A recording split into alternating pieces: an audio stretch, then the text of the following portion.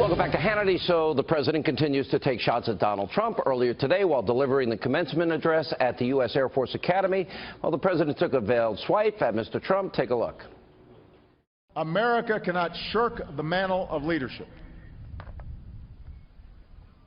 We can't be isolationists. It's not possible in this globalized, interconnected world. In these uncertain times, it's tempting sometimes to pull back and to try to wash our hands of conflicts that seem intractable, let other countries fend for themselves. Then he attacked the Fox News channel and conservative talk radio. Here's what he said. So their basic story is America's working class, America's middle class, families like yours, have been victimized by a big, bloated federal government run by a bunch of left-wing elitists like me. And the government's taking your hard-earned tax dollars and it's giving them to freeloaders and welfare cheats, and we're strangling business with endless regulations, and this federal government is letting immigrants and foreigners steal whatever jobs Obamacare hasn't killed yet.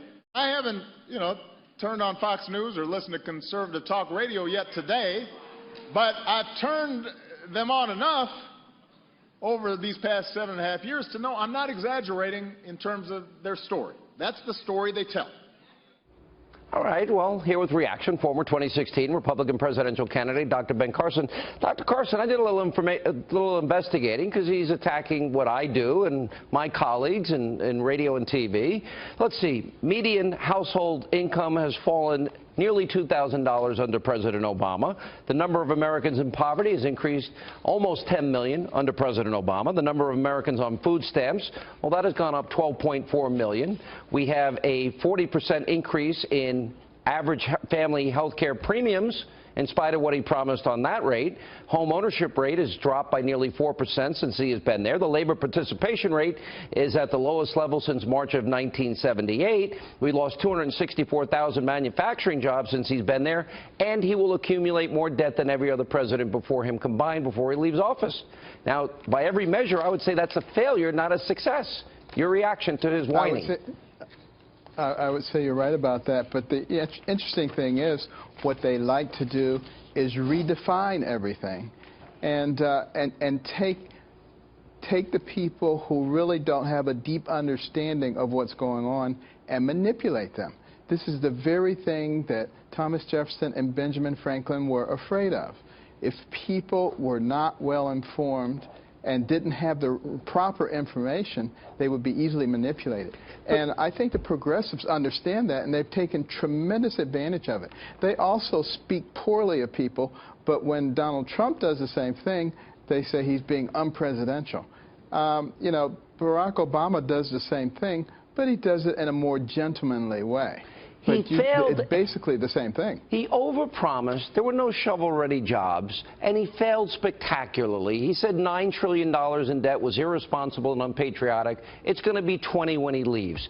The numbers of people out of the labor force in poverty on food stamps up by millions and millions, and he says by every economic measure that's the case. And then he says he is a success.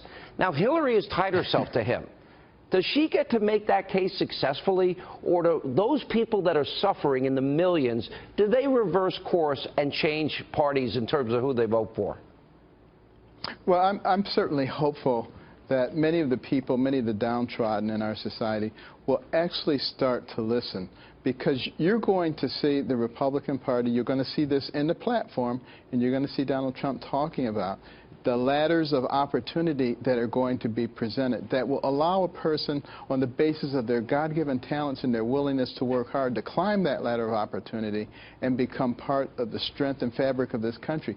That's what Republicans and conservatives should represent, not keeping people in bondage and then fooling them into believing that somehow you are their savior.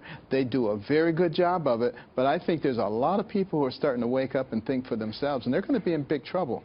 Well, the people that have been disproportionately impacted by these horrible economic policies are minorities in America, black Americans, Latino Americans, and back to my argument with Geraldo, I don't think people that are suffering are going to vote for the same policies that have not lifted them up or given them a ladder of opportunity. So Thank you, Dr. Carson. Or at least they'll sit at home and they won't come out and vote.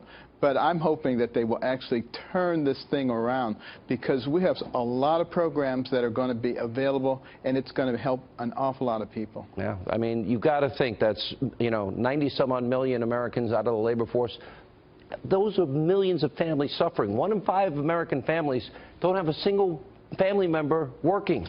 1 in 6 men, 18 to 34, are either in jail or out of a job. These are horrible numbers. Keep throwing those numbers out. Yeah. Keep throwing them out, because people need to hear that. All right, Dr. Carson, thank you.